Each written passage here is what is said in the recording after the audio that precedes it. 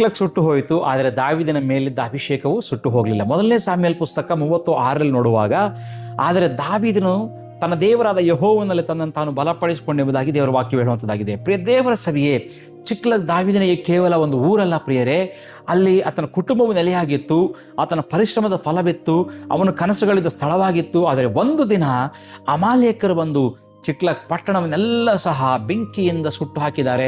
ಮನೆಗಳು ಬೂದಿಯಾದವು, ಸಂಪತ್ತು ಲೂಟಿಯಾಯಿತು, ಹೆಂಡತಿ ಮತ್ತು ಮಕ್ಕಳು ಎಲ್ಲರೂ ಸಹ ಸರಿಯಾಗಿ ಒಯ್ಯಲ್ಪಟ್ಟಿದ್ದಾರೆ. ದಾವೀದನು ಆತನ ಸೈನಿಕರು ಬಂದು ಎಷ್ಟು ಹತ್ತಿದ್ದಾರೆ ಅಂದರೆ, ವಾಕ್ಯ ಹೇಳ್ತಾ ಇದ್ದೀನಿ, ಇನ್ನು ಹತ್ತಲಿಕ್ಕೆ ಅವ್ರ ಹತ್ರ ಅವರಲ್ಲಿ ಬಲವೇ ಇಲ್ಲ ಎಂಬುದಾಗಿ. ಅಷ್ಟೆಲ್ಲ ಹತ್ತಿದ್ದಾರೆ ಪ್ರೇರೆ. ಅಷ್ಟೇ ಅಲ್ಲ, ಇಲ್ಲಿಯವರೆಗೂ ಆತನ ಜೊತೆ ಯುದ್ಧ ಮಾಡಿದಂಥ ವ್ಯಕ್ತಿಗಳೇ ದಾವೀದನನ್ನು ಕಲ್ಲೆಸೆದು ಕೊಲ್ಲಬೇಕೆಂಬುದಾಗಿ ಆಲೋಚನೆ ಮಾಡ್ತಾ ಇದ್ದಾರೆ.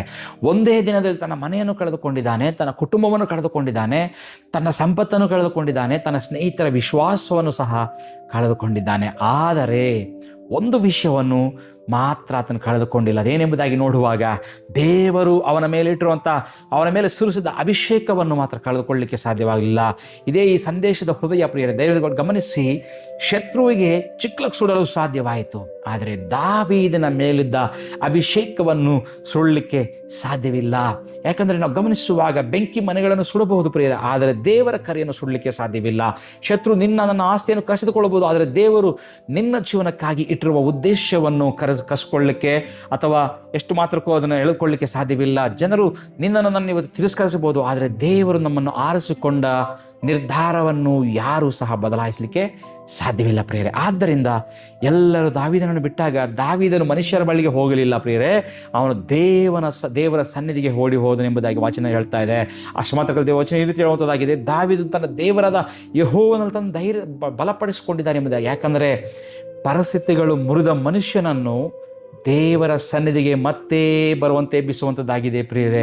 ನೋಡ್ರಿ, ಬಹುಶಃ ಒಂದು ವೇಳೆ ಇಂದು ನಿನ್ನ ಚಿಕ್ಲಕ್ ಕೂಡ ಸುಟ್ಟು ಹೋಗಿರಬಹುದು, ನಿನ್ನ ಕನಸುಗಳ ಬೂದೆ ಆಗಿರಬಹುದು, ನಿನ್ನ ಸೇವೆ ಕುಸಿದು ಹೋಗಿರಬಹುದು, ನಿನ್ನ ಕುಟುಂಬಗಳು ಗಾಯಗೊಂಡಿರಬಹುದು, ನಿನ್ನಾಗೆ ಪ್ರಾರ್ಥನೆಗೆ ಉತ್ತರ ಕಾಣ್ತಾ ಇಲ್ಲದಿರಬಹುದು. ಆದರೆ ಕೇಳು, ಚಿಕ್ಲಕ್ ಸುಟ್ಟು ಹೋಯಿತು ಎಂದು ದೇವರು ಅಳಲಿಲ್ಲ. ಯಾಕಂದರೆ ಚಿಕ್ಲಕ್ಕಿಂತ ದೊಡ್ಡದು ದಾವೀದನ ಮೇಲಿದ್ದ ಅಭಿಷೇಕ ಎಂದು ಆತನಿಗೆ ದೇವರಿಗೆ ಗೊತ್ತಿತ್ತು ಪ್ರಿಯರೇ. ಇಂದು ದೇವರು ನಿನಗೂ ಸಹ ಅದನ್ನೇ ಹೇಳ್ತಾ ಇದ್ದಾನೆ, ಶತ್ರು ಸುಟ್ಟಿದ್ದು ನಿನ್ನ ಸುತ್ತಿಲ್ಲದ ಅಷ್ಟೇ, ನಾನು ನಿನ್ನೊಳಗೆ ಇಟ್ಟಿರೋದನ್ನು ಅವನು ಸುಳ್ಳಲಿಕ್ಕೆ ಸಾಧ್ಯವಿಲ್ಲ. ನಿನ್ನ ಅಭಿಷೇಕ ಇನ್ನೂ ಇದೆ, ನಿನ್ನ ಕರೆ ಇನ್ನೂ ಇದೆ, ನಿನ್ನ ವಾಗ್ದಾನವೂ ಇನ್ನೂ ಇದೆ, ನಿನ್ನ ಭವಿಷ್ಯತ್ತು ಇನ್ನೂ ಇದೆ. ಬೂದಿಯ ಮಧ್ಯದಲ್ಲಿ ಕುಳಿತುಕೊಳ್ಬೇಡ, ನಿನ್ನ ಅಭಿಷೇಕವನ್ನು ನೆನಪಿಸಿಕೋ. ನೀನು ಕಳೆದುಕೊಂಡಿದ್ದು ಹಿಂತಿರುಗುತ್ತದೆ, ಶತ್ರು ಕದದ್ದು ಮರುಸ್ಥಾಪನೆ ಆಗುತ್ತದೆ.